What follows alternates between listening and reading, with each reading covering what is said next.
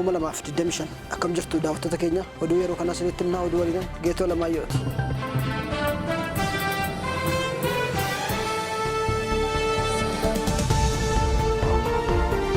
Har'a godina Shawaa Kibbaa Lixaatti konkolaataan walitti bu'ee namootni 4 du'an. Godina Shawaa Kibbaa Lixaa aanaa Wallisootti balaa konkolaataatiin lubbuun namoota darbeera. Konkolaataan Siinootiraakii Goorootii gara Wallisoo deemaa ture tokko konkolaataa Wallisoorraa uummata fe'ee gara Walqixxee deemaa ture waliin walitti bu'uudhaan konkolaachisaa minibaasii dabalatee lubbuun namoota 4 akka ba'e itti gaafatamaan nageenya tiraafikaa mirkaneessuu waajjira poolisii aanaa Wallisoo Inspektar Alamaayyoo Baajjii ibsaniiru. Namootni 13 ammoo miidhamanii amma mana yaalaa Wallisoo fi Qidduus Luqaasitti seenaniiru. Balaa kanaatiin qabeenyarras miidhaan ga'uusaa qajeelchi poolisii godinichaa dabalee beeksiseera. Ji'a darbe keessa sanadoota 538 sakatta'e keessaa dhibbeentaa 73 kan sobaati jedhe poolisiin federaalaa.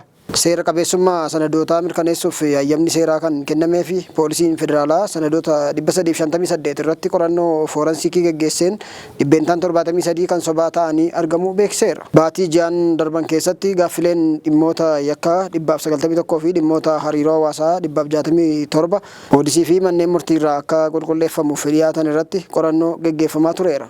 Akkuma gaafatameen meeshaalee ammayyaatiin mallattoolee chaappaawwan tiitaroota cheekiiwwan baankotaa fi paaspoortiiwwan irratti seera qabeessummaa isaanii qoratee bu'aa argate qaamolee dhimmichi ilaallatuuf kennaa jiraachuu akkasumas maallaqa biyyoota garaagaraa irratti yakka hanqina fooyyessuu barreeffamootaa fi lakkoofsa irratti raawwatamuu sanadoota dhaalaa fi kaartaa lafaan walqabatan kan dhugaa fi soba ta'uu isaanii irratti qorannoo godhee adda baasuun qaamolee isa gaafataniif deebisaan jira jedheera.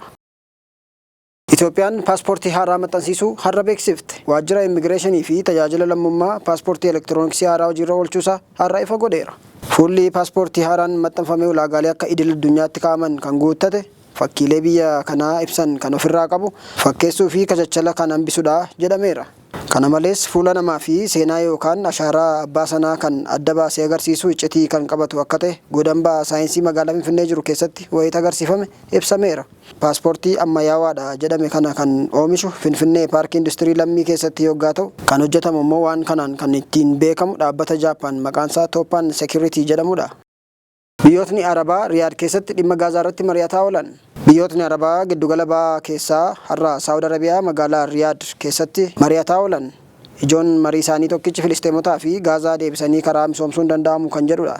Faallaa Ameerikaa Ijiptiin yaada Filisteemota osoo hin buqqisin Gaazaa deebisanii misoomsuu danda'uun qaba kan jette irratti mahaa mari'annuu jechuun biyyoota Arabaa har'atti waamteetti. Marii sana irratti mataan biyyoota Saawud Arabiyaa, Joordaan, Kuweet, Baahireen, Gamtaa Emireetota Arabaa, Qaataarii fi Ijipt argamaniiru.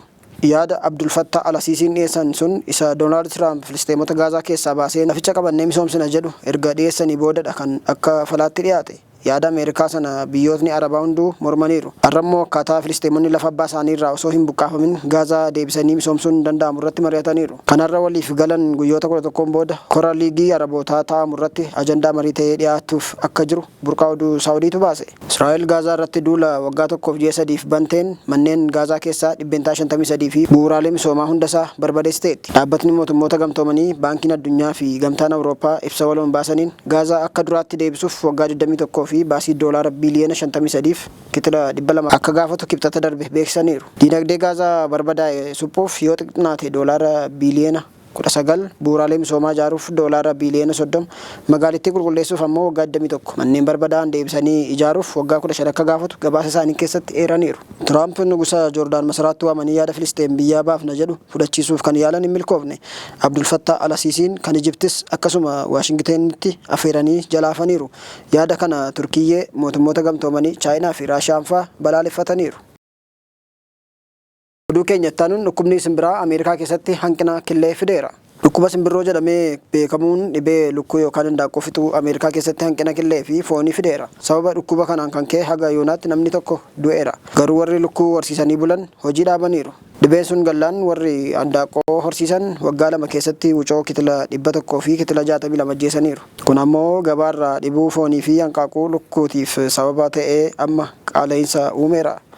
Qaala'insi waan jiruuf killeen $12 gurguramaa jira. Pirezidaantiin Ameerikaa ammaa Doonaald Tiraamp qaala'insa kana hambisuuf Turkiyyee waliin waliigaltee tokko tolfataniiru. Kana booda Turkiyyeen hanqaaquu toonii 5,000 gabaa Ameerikaatti baasuuf tole jetteetti. Biyyattii keessatti qaala'insa hanqaaquu fi foon lukkuu kan fide dhukkuba simbiraa akka sababaa guddaatti haa kaa'amu malee rakkoon humna namaas jira. Tujaaricha addunyaa kanaa Elon Musk baasii mootummaan hir'isa jechuun hojjettoota hojii irraa ari'uun sababa biraati.